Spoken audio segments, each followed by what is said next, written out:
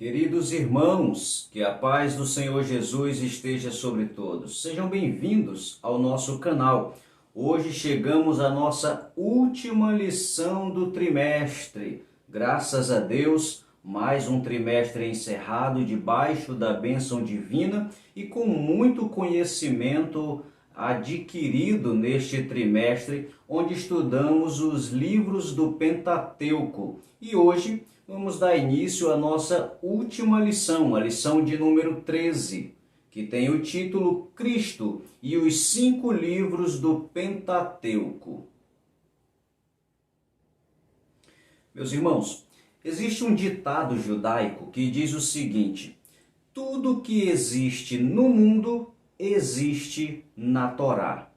Esse texto é bastante relevante para o nosso assunto de hoje, aonde nós estaremos avaliando dentro da Torá, no Pentateuco, onde Cristo está revelado. E o Novo Testamento também confirma este ditado, dizendo que sim, Jesus está revelado no Pentateuco. Veja só o que está escrito em João capítulo 5 e verso 46. Porque se vós cresceis em Moisés, crereis em mim, porque de mim escreveu ele. Olha só essas palavras de Cristo, confirmando que Moisés escreveu acerca de Cristo. Ainda, Jesus falando no livro de Lucas, no capítulo 24 e verso 27, ele diz assim: e começando por Moisés, isso era Jesus conversando com os discípulos no caminho de Emaús, e começando por Moisés e por todos os profetas, explicava-lhes o que dele se achava em todas as Escrituras. Meus irmãos, não há dúvida que o Pentateuco revela o nosso Senhor Jesus. Mas, irmão Johnny, lendo o livro do Pentateuco, os 5 livros de Moisés, eu nunca encontrei o nome de Jesus escrito no Pentateuco. Como que Jesus pode ser encontrado no Pentateuco? De que forma Jesus se apresenta no Pentateuco? O escritor aos Hebreus, ele dá uma luz sobre esta nossa dúvida. Hebreus capítulo 8 e verso 5, ele diz que a antiga aliança serve de exemplar e sombra das coisas celestiais. E ainda diz mais, no capítulo 10 e verso 1, ele diz: tendo a lei a sombra dos bens futuros e não a imagem exata das coisas. Ou seja, a lei, ela fazia uma sombra, ela projetava para o futuro. E ainda diz que ela não tinha a imagem exata das coisas. Ou, em outras palavras, ela significava muito mais do que aquilo que significava naquele mesmo período. Ou seja, todo o Antigo Testamento aponta para o Novo Testamento e ele se cumpre em grande parte em Cristo Jesus. É com base nestes textos de Hebreus que nasce uma teoria muito relevante para o estudo da nossa lição hoje, que é chamado de tipologia bíblica, cujo conceito eu lhe mostro agora. Tipologia bíblica é a teoria que estuda a relação entre o Antigo Testamento e o Novo Testamento. Eventos, pessoas ou coisas que se cumprem ou se entendem com clareza nas páginas do Novo Testamento. Em outras palavras, meus irmãos, é aquilo que o Pentateuco aponta para um futuro que perfeitamente se cumpre em Cristo Jesus. Essa teoria, chamada de tipologia bíblica, para facilitar o nosso entendimento, faz uma divisão entre as figuras de Cristo ou os tipos de Cristo de duas formas, que são os tipos humano de Cristo e são os tipos não humanos de Cristo. Um representando pessoas, personagens da Bíblia Sagrada, e o segundo apresentando tanto animais como também objetos que aparecem dentro do Pentateuco. Meus irmãos, iniciando o primeiro capítulo da nossa lição, Cristo em Gênesis. Certamente que o livro de Gênesis, dentre todos os livros do Pentateuco, é o mais rico em referências acerca da revelação de Cristo dentro do Pentateuco. Porém, eu gostaria de trazer apenas 3 referências que eu acredito que alcançam nosso objetivo de demonstrar que Cristo aparece sim nas páginas de Gênesis. A primeira referência é no capítulo 1 de Gênesis, o verso 26. E disse Deus: façamos o homem à nossa imagem, conforme a nossa semelhança. Meus irmãos, perceba que façamos está no plural, conforme a nossa. Deus não estava só no momento da criação. No livro de Gênesis, no capítulo 1 e verso 1, também diz assim: no princípio criou Elohim. Esse Elohim que está escrito ali é Deus, né? Também é escrita no plural, nos dando a entender que mais de uma pessoa divina estava presente no momento da criação. Ora, as pessoas divinas são o Pai, o Filho e o Espírito Santo. Logo, Jesus está no primeiro capítulo de Gênesis. A segunda referência que revela para nós a presença de Cristo em Gênesis é Gênesis capítulo 3 e verso 15. E porém inimizade entre ti e a mulher, entre a tua semente e a sua semente. Esta te ferirá a cabeça e tu lhe ferirás o calcanhar. Meus irmãos, não há dúvida que esta é uma profecia messiânica. Ela aponta para o nosso Senhor Jesus Cristo como a semente da mulher, cuja serpente lhe ferirá o calcanhar, falando da sua temporária morte, onde ele morreu para depois ressuscitar. A sua ressurreição vai pisar a cabeça da serpente, ou seja, a ressurreição de Cristo lhe deu todo o poder nos céus e na terra e tirou todas as forças do diabo, ou seja, literalmente se cumpre a profecia de Cristo em Gênesis 3,15. Meus irmãos, a terceira referência que eu quero lhes dar, que apresenta um tipo de Cristo, está em Gênesis, no capítulo 22, do verso 11 até o verso de número 16. Melhor dizendo, talvez até me corrigindo, meus irmãos, eu não acredito que este personagem aqui seja um tipo de Cristo, mas na verdade eu acredito que ele seja o próprio Cristo. Eu estou falando de um personagem que a Bíblia chama de o anjo do Senhor.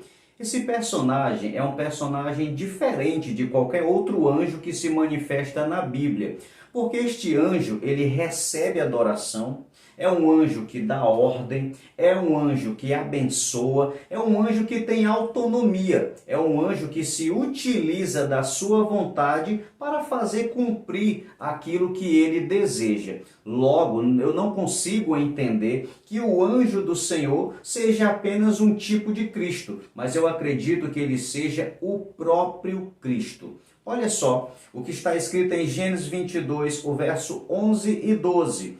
Mas o anjo do Senhor lhe bradou desde os céus e disse: Abraão, Abraão. E ele disse: Eis-me aqui. Então disse, olha o que o anjo do Senhor diz: Não estendas a tua mão sobre o moço, e não lhes faça nada, porquanto agora sei. Olha só as palavras do anjo. Porquanto agora sei que temes a Deus e não me negastes, ou seja, não negaste a mim, o teu filho, o teu único. Entenda, irmãos, que nesta passagem a Bíblia está dizendo: olha, Abraão, eu entendo que agora tu teme a Deus e tu não negou para mim. Que anjo é esse que tem autonomia de pedir um filho para Abraão, se não for o nosso Senhor Jesus Cristo? Olha só o que diz mais.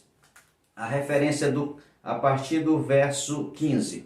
Então o anjo do Senhor bradou a Abraão pela segunda vez, desde os céus, e disse: Por mim mesmo jurei. Olha só o anjo dizendo, irmão, por mim mesmo jurei, diz o Senhor, porquanto fizeste esta ação e não me negaste o teu filho, o teu único, que deveras te abençoarei e te multiplicarei. Que anjo é esse, meu irmão, que pode jurar por si próprio e ainda diz para Abraão, vou te abençoar e vou te multiplicar?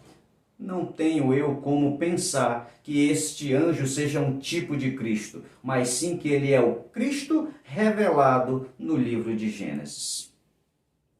Além dessas três referências que eu acabei de lhes dar, nós ainda temos alguns tipos humanos de Cristo no livro de Gênesis, que o próprio Novo Testamento já diz para nós que é um tipo de Cristo. Por exemplo, nós temos o personagem Adão, o primeiro homem. A Bíblia Sagrada diz, Paulo escrevendo, ele diz que o primeiro Adão foi feito alma vivente e o segundo Adão foi feito espírito vivificante. Observe aí que as próprias páginas do Novo Testamento já aludem comparando Cristo a outros personagens do Antigo Testamento. Nós temos também o personagem Melquisedeque, grande evidência ele tem dentro do livro de Gênesis, aonde no Novo Testamento diz que Jesus veio da ordem sacerdotal de Melquisedeque. Entre os tipos não humanos de Cristo no livro de Gênesis, nós temos a Arca de Noé, por exemplo, a arca que foi utilizada para a salvação daqueles que Deus escolheu para poder continuar a raça humana. Certamente que Cristo foi o recurso que Deus enviou para a humanidade para salvar aqueles que precisam ou que querem e desejam ser salvos. Dando continuidade, capítulo de número 2, Cristo no livro do Êxodo. Meus irmãos, certamente que é bem perceptível para nós que a salvação que Deus projetou para os hebreus, tirando eles da escravidão do Egito, representa muito bem a obra salvífica de Cristo em nos tirar da escravidão do pecado. Então, só nessa primeira revelação, tendo uma visão geral ali do livro do Êxodo, nós já percebemos que a obra de Cristo já está muito bem representada dentro deste livro. Porém, existe um personagem humano no livro do Êxodo que representa ou tipifica muito bem o nosso Senhor Jesus Cristo dentro deste livro, que é o escritor, o personagem Moisés. Existem muitas semelhanças entre Moisés e Cristo, e eu gostaria de lhe mostrar algumas entre elas. Acompanhe aí na sua tela. Semelhanças entre Moisés e Cristo. Ambos foram ameaçados de morte na primeira infância. Ambos produziram milagres sobre o mar. Ambos, com prodígios, alimentaram multidões. Ambos escolheram 70 auxiliares. Ambos andaram com 12, Moisés 12 tribos, Jesus 12 discípulos. Ambos jejuaram 40 dias e ambos apareceram depois da morte.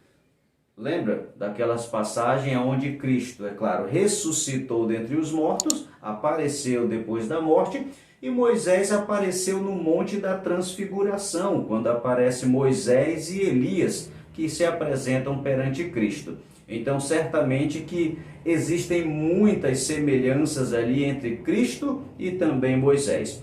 O livro do Êxodo também traz para nós uma tipologia não humana de Cristo, que é representada através do tabernáculo e também dos seus utensílios. Vamos ver cada utensílio e verificar como Cristo ali se representa. Veja aí na sua tela. Primeiro, entre os utensílios, nós temos o altar do holocausto, que simboliza a cruz do Calvário e o próprio sacrifício de Cristo. Em segundo, aí nós temos o lavatório, que representa a purificação que Cristo trouxe para nós através da santificação. É através de Cristo que nos limpamos de nosso pecado. Em terceiro lugar, nós temos aí do lado esquerdo o candelabro, que representa Cristo como a luz do mundo. Nós temos também a mesa dos pães, que simboliza Cristo como o pão da vida, e nós temos também o altar de incenso, que representa a intercessão de Cristo na glória. E por último, e certamente não menos importante, nós temos a Arca da Aliança, que simboliza a presença de Cristo no meio do povo de Deus ou no planeta Terra, no meio dos homens. Meus irmãos, o próprio tabernáculo presente no meio de Israel já tem um significado muito grande, como Cristo também desceu para poder estar no meio dos seres humanos. Os utensílios, assim como também o tabernáculo, eles eram feitos de materiais terrenos revestido com ouro, o que representava a humanidade e também a divindade do nosso Senhor Jesus Cristo. Não há dúvida, através dos representantes ou dos tipos humanos, como Moisés, e dos tipos não humanos, como os utensílios, é inegável que Jesus está muito bem representado no livro do Êxodo. Meus irmãos, dando continuidade ao terceiro capítulo da lição, Cristo em Levítico. Meus irmãos, os personagens humanos que bem representam Cristo dentro deste livro, eu gostaria de citar dois. Primeiro, os levitas. Diferente do que muita gente diz que os levitas são aqueles que cantam, na verdade, cantar era o que menos os levitas faziam. Fazia parte do seu serviço, mas cantar, meu irmão, era uma das poucas coisas que eles faziam. Na verdade, os levitas eram os empregados do templo, eram os servos, eram aqueles que desempenhavam o serviço do templo para que a adoração, para que os rituais pudessem ser realizados sem atrapalhos domésticos ali. Logo, nós tiramos, por exemplo, da tribo de Levi ou dos levitas, que Cristo é o servo de Deus, que veio para servir a humanidade. Assim como os levitas serviam no templo, o nosso Senhor serviu toda a humanidade. Ele mesmo disse que o Filho do Homem não veio para ser servido, mas veio para servir. E colocando ali dentro do contexto, o que menos os levitas faziam era cantar, o que menos Jesus fazia também, ou fez, também foi cantar. Se não me falha a memória, só há uma referência da Bíblia que diz que Jesus cantou um hino. O restante da sua vida foi trabalhando como um verdadeiro levita. O segundo personagem que o livro de Levítico mostra, o personagem humano que tipifica Cristo, é a classe sacerdotal, que era uma classe dentro da tribo de Levi. A classe sacerdotal, ali era separado aqueles que serviam diretamente através do sacrifício. O escritor aos Hebreus gasta muita da sua inteligência e da inspiração divina para demonstrar que Cristo é o nosso sacerdote perfeito, que Cristo é o sumo sacerdote superior ao sacerdote da ordem levítica, porque ele entrou em um tabernáculo não feito por mãos de homens, mas entrou na presença de Deus para entregar o seu sacrifício. E detalhe, é um sumo sacerdote que não morre, por isso nunca será substituído. Mas aqueles sacerdotes terrenos, humanos e passageiro do livro de Levítico tipifica o nosso Senhor, que veio a assumir um sacerdócio eterno. Temos também um tipo não humano de Cristo no livro de Levítico, que são os animais, que são os sacrifícios. Deixa eu lhe chamar a atenção para duas virtudes que devia ter o animal do sacrifício. Primeiro, sem defeito e tinha que ser macho.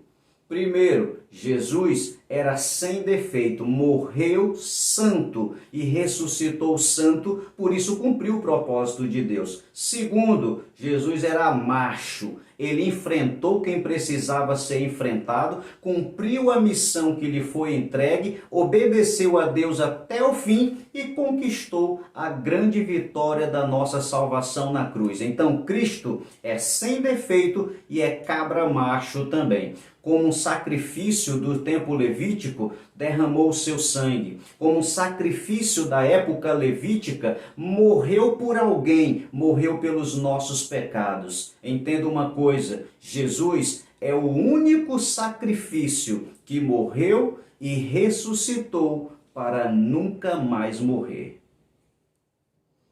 Dando sequência ao nosso estudo, temos o capítulo 4.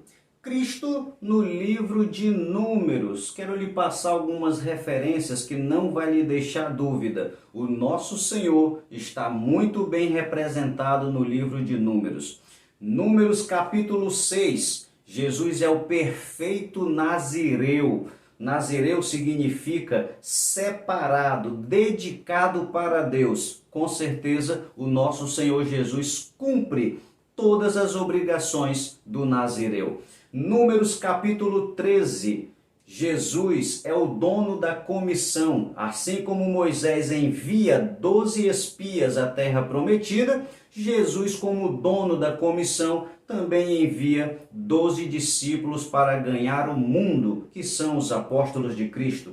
Números capítulo 20. Jesus é a rocha ferida que saiu água para matar a sede de toda a humanidade. Números capítulo 21, Jesus é a serpente de metal que foi levantada no deserto para que Israel não pudesse morrer. Essa referência ela é referenciada em João, no capítulo 3, e o verso de número 14, que diz assim: e como Moisés, olha só, o Novo Testamento, como Jesus falando aqui, lembrando de Moisés. E como Moisés levantou a serpente no deserto, Números capítulo 21, assim importa que o Filho do Homem seja levantado. Lá no deserto, as serpentes morriam o israelita ferido ia até a serpente de metal, e ao olhar para a serpente,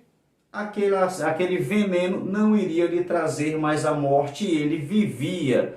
Assim como a serpente foi levantada para dar a vida, Jesus foi levantado para salvar toda a humanidade. O livro de Números, no capítulo 24 e verso 17, Jesus é a estrela de Jacó. Olha o que diz o verso 17. Vê-lo-ei, mas não agora. Contemplá-lo-ei, mas não de perto. Uma estrela procederá de Jacó. Essa profecia, ela se inicia o cumprimento em Davi, mas certamente que finaliza em Cristo, porque Cristo é a estrela de Jacó. João, escrevendo no Apocalipse, diz: ele é a linda e bela estrela da manhã. Certamente que o livro de Números está muito bem servido com a representação de Cristo em todas as suas páginas.